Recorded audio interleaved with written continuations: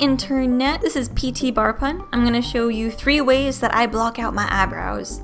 One being with Pros-aide, one being with a glue stick, and one being with a scar wax. So first we're going to start off with scar wax.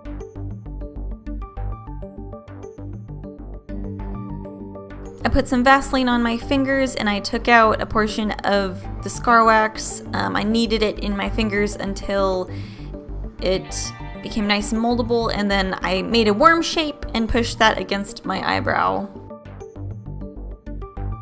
And what I usually do for this, because at least at first the edge is pretty gross to deal with, I alternate between using my fingers, this metal ball clay tool, and my metal spatula to start to push the edges where I need them.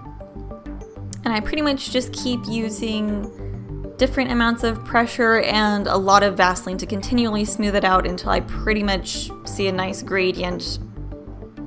From there I use some concealer, some foundation, and a little bit of powder to set it.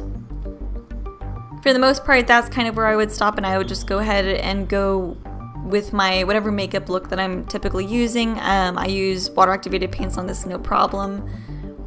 You could also wrap it up with some setting powder. And that is it for that. Next we're doing is Pros-aide. I'm just using Pros-aide on a Q-tip. And I'm pushing my brow hairs up as I go along.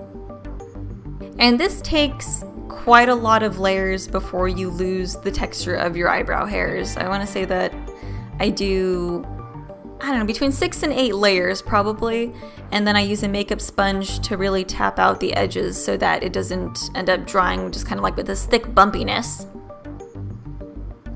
And it's a really repetitive layer of Pros-aide along with makeup sponge, layer of Pros-aide, makeup sponge, and I basically keep going until it seems completely closed up. And then from there you do your concealer thing and your foundation thing and your powder thing. And you might be asking yourself, wait, you just put Pros-aide in your eyebrows, what the heck, how am I supposed to get that out? Well, you can fear not, because, well, at least what I do is I take a child's toothbrush with really stiff bristles, and I use isopropyl Mehron. So first I use a baby wipe and I wipe off like that foundation, and then I use my Mehron with like this toothbrush is just soaked with it. And you rub it all over, but then you take, and this is why you need the bristles to be nice and stiff, you take that brush, and once you kind of have an edge lifted up, you start to basically force the bristles underneath the Pros-aide. Once you have the Mehron underneath that Pros-aide, it just kind of starts to peel right off.